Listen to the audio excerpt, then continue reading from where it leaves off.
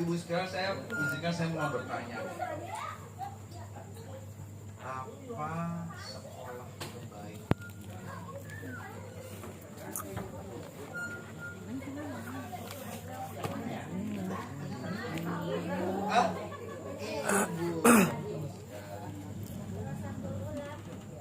Al-ummu madrasah.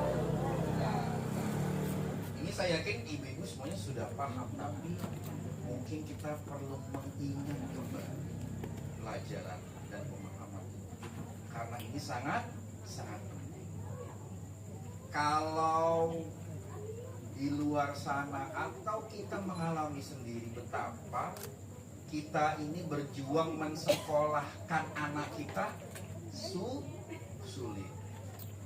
Ya, kita mencari sekolah yang terbaik, biayanya mahal, gurunya mahal, sekolahnya elit misalnya. Walaupun sekarang pemerintah sudah memberikan banyak kemudahan, beasiswa, sekolah gratis. Betapa kita semua menginginkan anak-anak kita dapat sekolah yang terbaik, sekolah yang berkualitas, sekolah yang memberikan nilai-nilai pendidikan yang bagus kepada anak-anak kita, sehingga nanti anak-anak kita jadi anak yang cerdas, anak yang terampil, gitu. Lalu dapat bekerja di tempat yang bagus, dapat gaji yang banyak, dapat ngasih uang sama ibunya lagi. Kan begitu harapannya, betul kan? Padahal tadi kita sudah memahami sekolah yang terbaik adalah seorang ibu. Nah, siapa sekarang ibu itu? Nah, saya, ibu-ibu semua ini sekolah yang terbaik. Lebih baik dari, ayo sebutin sekolah yang mana apa sekarang? Al-Azhar, Embun Pagi ya paling dekatnya. Apalagi Al-Ma'ruf, JIS, nah itu tetangga saya itu pemiliknya kan. Sekolah-sekolah yang mahal, ada yang sekolah internasional. Itu semua ternyata tidak disebutkan oleh Rasulullah. Tidak disebutkan oleh tokoh-tokoh, tidak ada. Yang disebutkan adalah ibu-ibu semua. Maka letak ibu itu sangat mulia. Apalagi yang dikatakan Rasulullah kalau tentang kemuliaan ibu apa coba?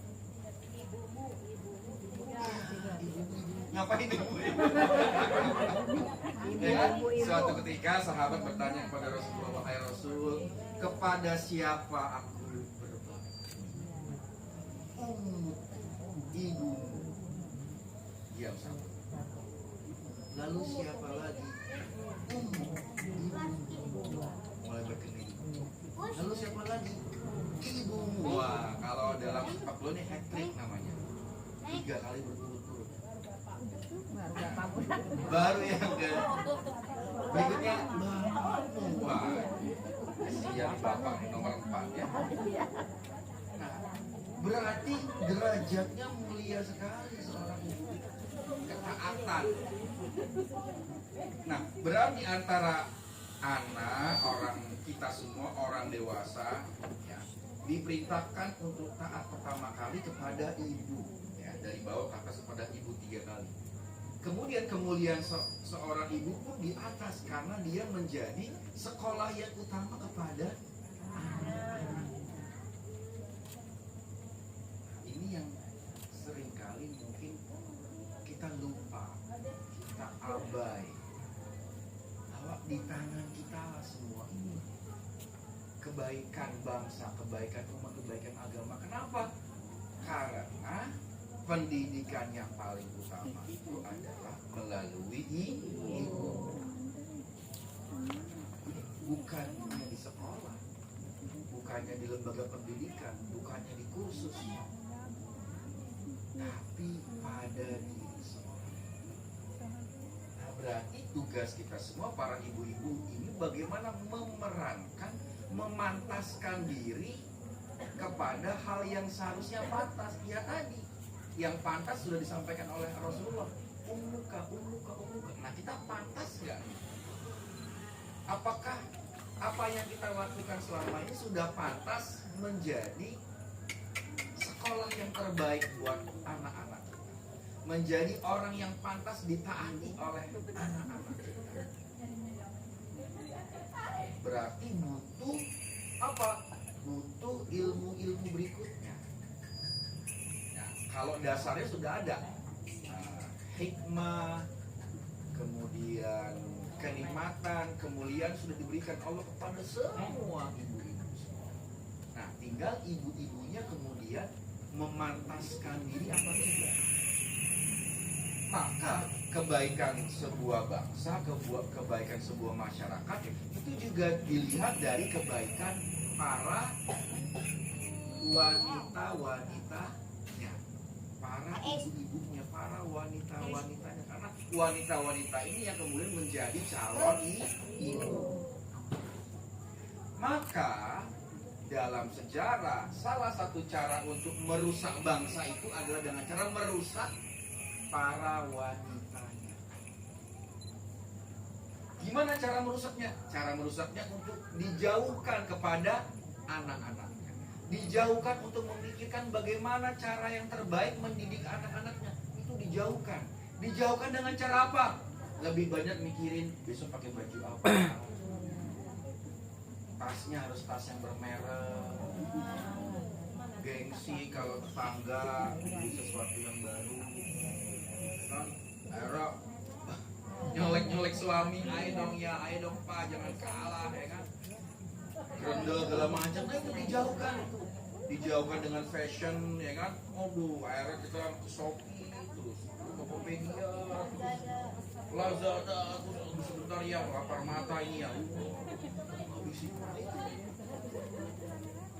sehingga lupa anak-anak kita ngajinya belum lancar. Kita lupa anak-anak kita Fatihahnya belum lancar, juz ammanya belum lancar, doa-doa yang mendasar belum hafal. Kita sedih anak-anak kita tidak jujur, tidak disiplin, tidak taat dengan agamanya, tidak rajin beribadah. Kita tidak sedih. Hal-hal yang harus kita perhatikan menjadi ibu yang terbaik. Maka pendidikan yang terbaik itu adalah pendidikan keluarga. Nah, ibu-ibu sekalian, kalau ibu-ibu suka baca berita itu ya, orang Jepang itu bukan orang Muslim, betul nggak? Mayoritas ya agamanya Shinto atau ateis bahkan. Tapi salah satu cita-cita mulia dari seluruh wanita-wanita di sana adalah menjadi seorang ibu. Jadi menjadi seorang ibu itu sudah menjadi cita-cita, bukan hanya alamiah. Entar juga aku jadi ibu. Enggak. Bagi mereka cita-cita. Bagi mereka punya khayalan yang bagus. Aku nanti ibu yang baik, anakku nanti mau aku jadikan pilot, mau jadikan ini, aku akan mempercantik rumahku, aku akan menyekolahkan anakku di sekolah yang terbaik, aku akan mendidik anakku, aku akan seterusnya. Sehingga ketika pendidikannya tinggi, dia S1, dia tetap sekolah, S2, tapi ketika di rumah dia tetap menjadi ibu buat anak-anaknya dan istri yang baik buat suami. Nah, kita ini kadang-kadang ditipu oleh dunia modern, distribusi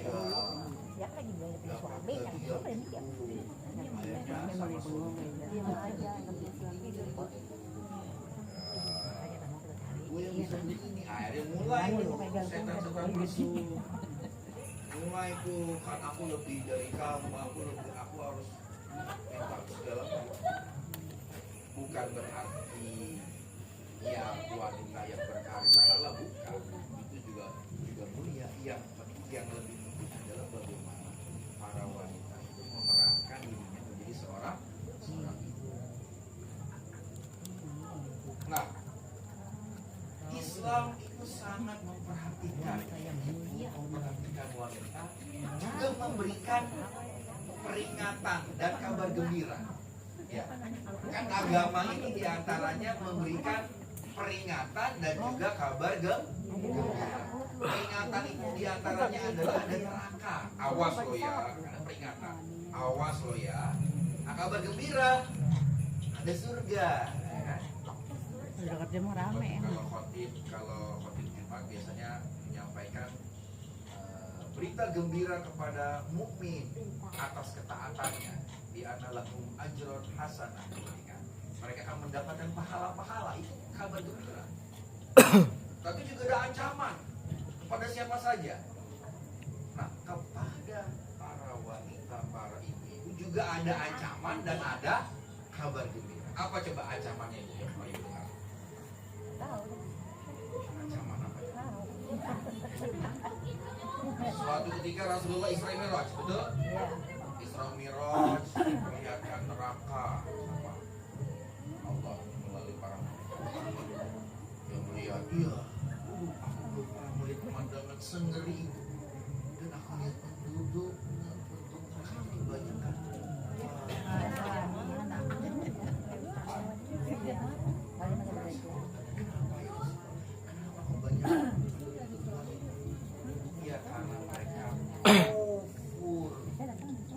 Kufur apa? Bukan kufur tidak beriman. Kufur itu artinya ya intinya tidak berbuat baik.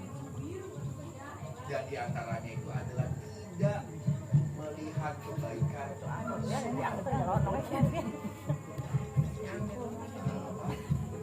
Nila setitik rusak susun. Nah, ini sebenarnya pelajaran buat kita. Jangan sampai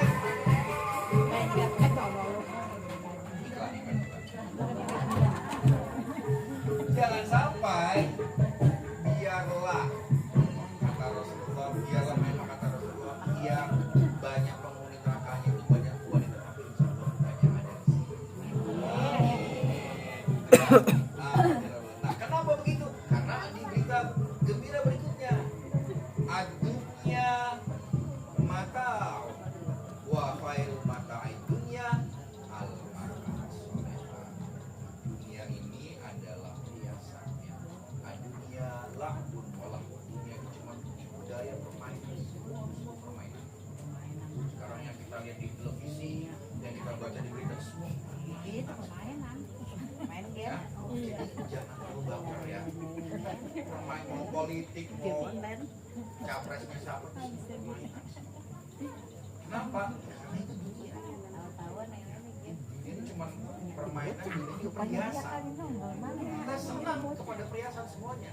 Kita linasi tubuhnya hawa walbanin, ya kan? Dunia ini perhiasan dari wanita, dari anak-anak, dari kendaraan, dari hewan, itu semua perhiasan. Tapi kata Rasulullah, dan sebaik-baiknya perhiasan itu adalah wanita yang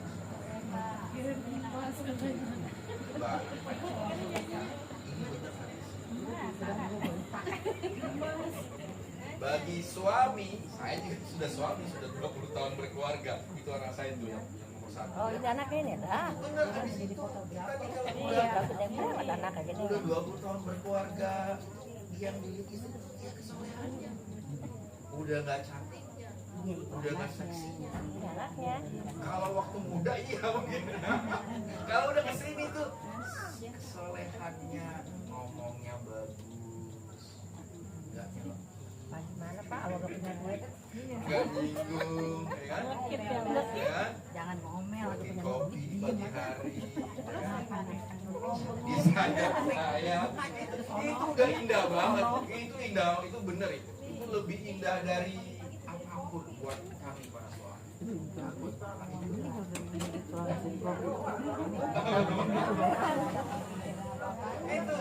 Itu benar yang dikatakan Rasulullah itu 100.000% itu benar. Saya ini psikolog, 20 tahun saya psikolog. Saya udah puluhan ratusan anak mulai dari klien anak-anak, siswa, mahasiswa sampai keluarga. cerai ya nggak jadi cerai. Kalau yang punya anak lain nanti Intinya itu adalah tanya jawab.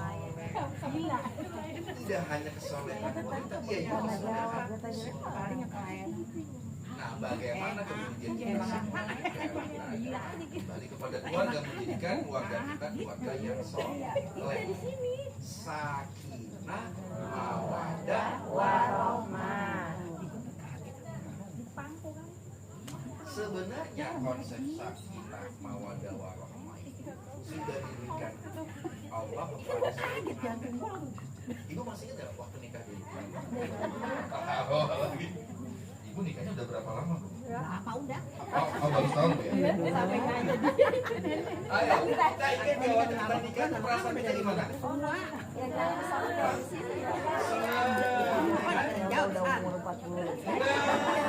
Itu namanya sakinah, mawaddah, warohmah. Allah itu udah ngasih ketika ijab kabul, angkah tukar atau aku nikahkan kamu, kabul itu nikah itu. Ketika itu sudah sakinah, mawaddah, warohmah itu sudah ada, sudah diberikan oleh Allah. Jadi sakinah, mawaddah itu tidak perlu diperjuangkan sebenarnya, karena sudah diberikan Allah. Nah, tugas berikutnya setiap pasangan suami istri dan anggota keluarga adalah menjaga agar sakinah, mawaddah, warohmah itu tetap kita rasakan. Menjaganya gimana ya? Menjaganya dengan kesolehan, dengan ketaatan. Jangan ngomong aja dia. Kayaknya lagi ada apa-apa dengan suaminya. Nggak bercanda ya. Ya, nah itu jadi kita ingat tuh zaman kita mau nikah seneng, ya kan, betul, gak mikirin beras. Cuma pengen makan. Nggak Kenyang ya. nggak nyampe sebulan udah pusing ya, Bu ya. Nah, itulah kita mencontoh dari keluarga para nabi, para orang-orang soleh. Jadi benar itu yang namanya kesolehan. Kalau kata Rasulullah, fakhtar lidzatid din, ya kan? Kalau kamu ingin menikah, tungkahul mar'ah bi arba'ah, kan gitu kan. Karena nasabnya, karena kecantikannya, karena kekayaannya, karena agamanya. Pilihlah karena agama. Pengen anak kaya mau. Kalau orang Jawa ada Mau. Apanya mau?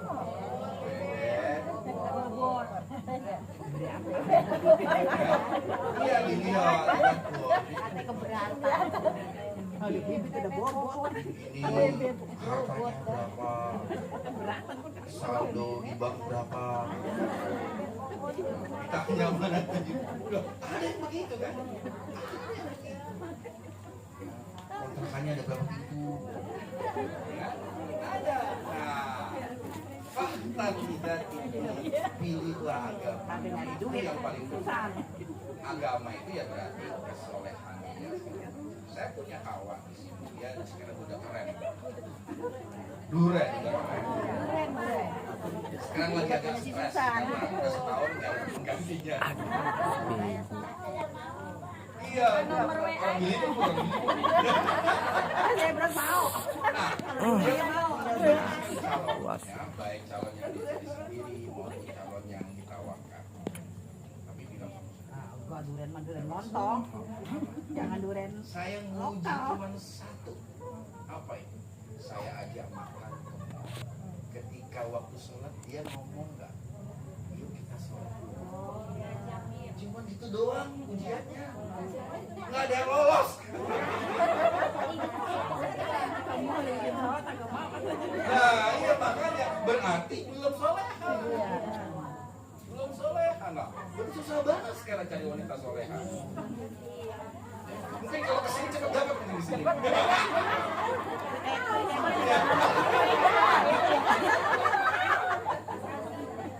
Lama HP-nya Pak Ustaz. Nah, ibu-ibu sekalian, sekarang kita kalau lihat bangsa Kan kasih nomor HP. sekarang kita lihat keadaan ibu-ibu apa bangsa kita hari ini, apakah baik ataupun buruk. Ibu-ibu bisa menilai. Lihat bagaimana ibu-ibunya diperlakukan bagaimana ibu-ibu ini memperlakukan diri, lihat bagaimana tayangan TV, berita, medsos, lihat bagaimana para wanita, sopan santunnya, etikanya, akhlaknya tinggi. Udah nggak laku ini gitu sore ya. Jadi udah nggak laku Bisa kan? menilai sendiri. Nah sekarang yang terpenting Emang kita adalah pelakor. kita fokus kepada keluarga, Bukan nonton. kita fokus kepada diri kita sendiri. Mulai dari diri kita sendiri, jangan menuntut suami kita supaya jadi orang soleh. Nanti kita kecewanya. Bangun subuh, suami kita ngorok. Iya. Ya kan? Kita sholat duha, suami kita baru bangun. Mana kopi, mana kopi. Ya, sabar. Pokoknya yang pertama adalah kita dulu jadi orang soleh, jadi wanita soleh. Perempuan aku soleh-soleh habis. Doakan. Karena janji Allah saya. Ganti kali. Soleh kan. Azanila yang kihwa illa zaniyah. Seorang penzina itu tidak mungkin Lakinya soleh namanya. Habisnya. Jadi jodoh itu adalah Biar melahir sama cerminan, tarikan, umur sama bau. Jadi kalau kita ingin mendapatkan yang baik, ya untuk tarik menarik itu, kita harus menjadi yang baik dulu. Ya. Kalau kita sudah baik, kita akan menarik hal-hal yang Orang main apa dulu kalau malam-malam udah tidur. Jadi dulu saya waktu nyantri, ada yang tahu saya dulu pernah nyantri di mana? Oh, yang lagi rame sekarang. Ya, alumni Gontor saya ya. Jadi yang Gontor yang kemarin yang sekarang itu cuma oknum saja ya. Aslinya ini nih alumni Gontor nih ya. Jadi kiai saya pernah bilang begini. Kalau kamu mencari orang boleh jadi boleh jadi tapi kalau kamu menjadi orang maka akan muncul di hadapan kamu orang Udah hilang udah. Minyak udah sanggup. kalau bahasa sederhana asli nafsaka yasluh laka perbaikilah dirimu orang-orang Tapi sambut sekarang masih ada juga. jadi fokus pada diri kita sendiri. Nah, ternyata menjadi orang baik itu gampang susah. Ya kan? Oh, rajin.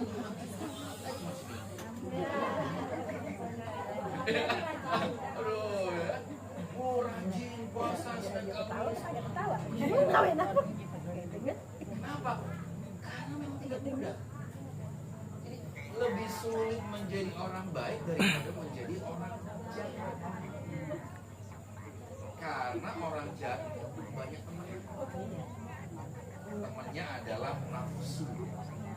Ya, kita punya berapa nafsu ibu, bapak ibu? Ada nafsu lawamah, ada nafsu amaroh, nafsu sufiyah. Ya. Yang baik cuma satu, nafsu mutmainnah. Nafsu yang selalu mengajak beriman taat kepada Allah. Yang lainnya buruk. Nafsu yang suka enak-enak. Nah, makan enak, itu nafsu. Tidur enak, itu nafsu. Naik mobil enak, itu nafsu. Tapi diperbolehkan. Nafsu amaroh, bawanya kesel. Sewa itu pun Rasanya pengen dibakar. Ada ditendang. nyambung ya darahnya oh ya halaman Udah bulan no. Dan itu ada di tubuh kita, ada di dalam pikiran kita, ada di jiwa kita, nggak bisa hilang. Sampai kapan? Sampai meninggal. Kan? Rasulullah kata Allah adalah qad aflaha man tazakka wa qad khaba man dassaha. Jadi maka beruntunglah, berbahagialah orang-orang yang selalu membersihkan jiwa yang Allah. Akhirnya itu puasa. Bersihkan. Teman berikutnya apa kejahatan itu? Teman-teman berikutnya adalah setan. Apa-apa setan yang salah. Apa yang salah. Kesian juga setan. Iya, Kita. Wa inna syaitana lakum aduwwun Mungkin. setan itu adalah musuh. Berarti dia no. Masalahnya nyata tapi tidak kelihatan. Karena kan dia lagi Kita rasakan. jadi ademan ya. Jadi setan itu masuk melalui nafsu kita. Nah, ini Wah, udah nek. Untung ikannya nggak jauh. nah itu Jadi kelokin di sini no. jadi intinya setan itu mengajak kepada keburukan, mengajak orang lupa sama Allah. Termasuk setan itu membuat orang gagal itu setan. Iya, iya. Betul nggak? Kita gagal misalnya untuk bersabar, mengingatkan suami, mendidik anak, gagal, itu kerjaan setan. Pokoknya setan itu nggak senang melihat orang itu senang dan baik. Kenapa? Karena dia butuh teman di neraka nanti. Itu tujuannya kan. Kata Allah, kamu keluar dari surga ini. Kamu keluar. Kata Iblis, oke ya. Boleh nggak? Apa itu? Banyak setan teman-teman. Iya, mati dulu. Oke, kamu mau mati sampai kiamat. Apa lagi? Saya mau ajak teman. Silakan, kamu ajak teman sebanyak-banyaknya. Tapi kamu tidak akan pernah berhasil mengajak teman kecuali illa ibadiyal mukhlisun, kecuali hamba-hambaku yang aku akan menggoda anak cucu Adam dari depan, belakang, kiri, kanan, Kiri ada lususan. atas, bawah digoda. Jadi jumlah statistik di dunia ini boleh jadi lebih banyak orang jahat. Nah, maka kita berjuang menjadi orang baik itu jihad fisabilillah. Istiqomah itu jihad fisabilillah. Melawan rasa malas, melawan rasa ngantuk, melawan rasa bosan, melawan rasa-rasa yang ada di dalam diri. Tapi kalau berhasil, kalau istiqomah, pahalanya banyak. Dan Allah ngasih banyak sekali cara, instrumen agar kita tetap senang beribadah. Barang siapa yang sholat berjamaah, pahalanya sekian. Barang siapa yang membaca Al-Quran, pahalanya sekian. Fadilah. Barang siapa membaca sholawat, dibalas sekian. Barang siapa yang berinfak, dibalas 7 sekali. Nah, maka kita menyibukkan diri dengan kebaikan-kebaikan itu sehingga tidak ada peluang kepada setan, kepada nafsu untuk masuk menggoda kita. Jadi cara terbaik untuk melawan nafsu kita adalah dengan tidak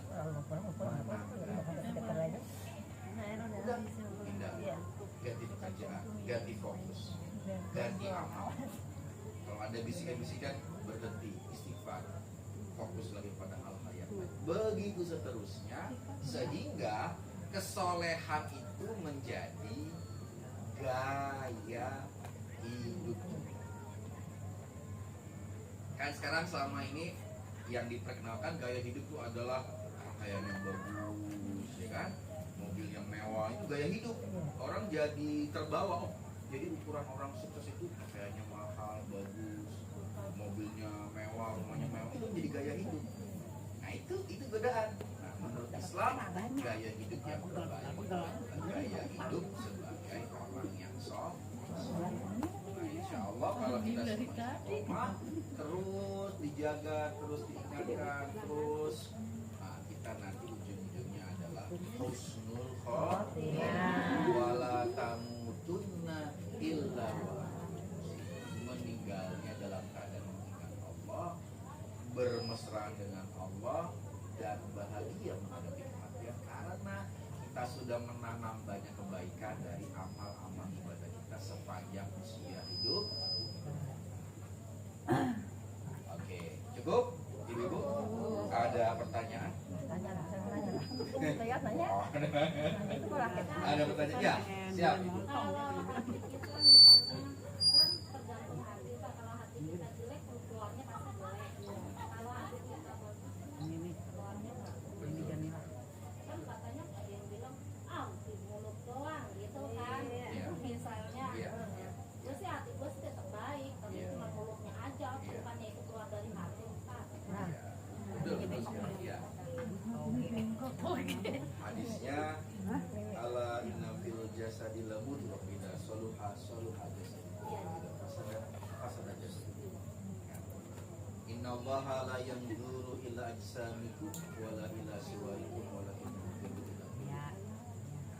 Jadi yang paling pokok itu memang membersihkan. Karena itu namanya kalau dalam ilmu surga itu namanya proyeksi. Ya. Jadi kita ini semua ini adalah menampilkan apa yang ada di dalam hati kita. Tutur kata kita, gerakan kita itu adalah mewakili apa yang ada di dalam hati kita. Nah, berarti fokus kita adalah tetap menjaga hati kita tetap bersih. Tantangannya adalah hati itu namanya apa? Qalbi. Hati itu memang kerjaannya bolak-balik, kiri ke kanan, taat, maksiat, bolak-balik terus. Nah, maka perjuangan kita adalah menetapkan hati kita untuk selalu bersih dan ingat kepada Allah. Nah, banyak-banyaklah membaca doa ya muqallibal qulub tsabbit qulubana atau tsabbit qalbi ala dinik. Ya Allah, tetapkan hatiku untuk selalu beribadah kepada Allah. Maka puasa itu ada 3 derajatnya. Imam Ghazali sudah familiar dengan yang paling rendah adalah puasa fisik, puasa jasmani. Puasa jasmani ya tadi makan nggak makan dan minum dari subuh sampai itu paling rendah. Yang kedua puasa khusus. Apa tuh puasa khusus? Puasa panca indera. Nggak boleh ngeliat yang maksiat, nggak boleh. Ya, ibu-ibu nggak boleh bisa nggak boleh. Itu bagian. Nanti beli padahal lebaran masih lama. Nah, puasa yang VIP khususnya khusus adalah puasanya puasa para nabi dan rasul. Hatinya tidak pernah terlepas satu detik pun untuk tidak ingat kepada Allah. Jaga, terjaga. Sekarang yang kita semua sebenarnya menjadi orang baik, menjadi orang soleh, menjadi orang istiqomah. Sebenarnya pekerjaan utamanya adalah menjaga hati kita agar selalu saya ada tambahan cerita, ini hanya pengulangan saja. Suatu ketika Rasulullah bersama para sahabat di majelis di masjid, dia menyampaikan kepada para sahabatnya, tidak lama lagi kita akan datangkan seorang ahli surga. Ini dia ada bagi air tuh. Orang sahabat dia selalu biasa. Nah, ini menjadi pertanyaan para sahabat. Kenapa dia ya? Kok dia jadi ahli surga? Nah, akhirnya ada seorang sahabat yang penasaran. Dia datang bertamu kepada sahabat yang dituduh tadi itu. Izin, nah dia ngarang-ngarang. Nah, izin, saya sedang ada problem di rumah. Saya boleh nggak saya bertamu selama 3 hari di rumah? Ya silakan. Dia tungguin yang si ahli surga itu. Mungkin dia ini ahli tahajud.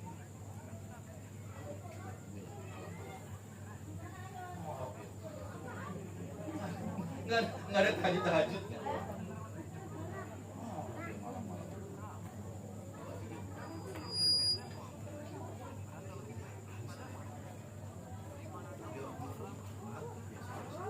Dia sedekah cuma bukan dermawan. Sampai 3 hari tuh dia bingung. Akhirnya dia nyerah.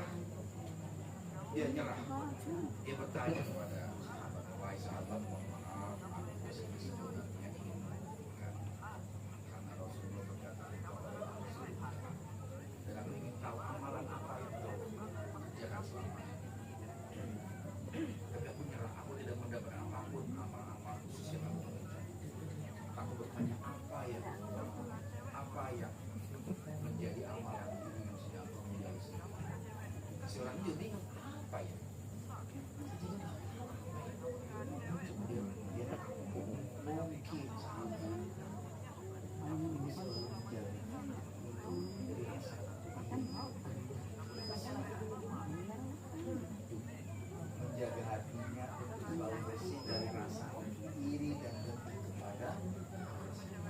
itu yang membuat dia menjadi ahli surga.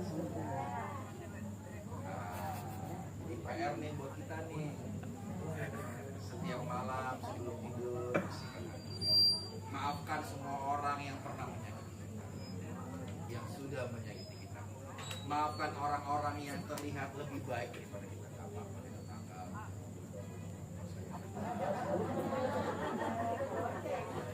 Nggak apa-apa deh, itu si teman pengajian itu baru beli tas kayaknya mahal banget tuh, nggak apa-apa. Ya aku pinjam sekali-kali nggak apa-apa. Ya nggak apa-apa, ya ikhlas semua, aku ikhlas. Aku senang dengan kenikmatan yang mereka dapatkan. Ini 15.000 Gitu ya ibu ya, mudah-mudahan bisa mulai. Ada lagi dari sini? Bercerita waktu menikah dulu mungkin gimana rasanya? Juga ingin menikah lagi?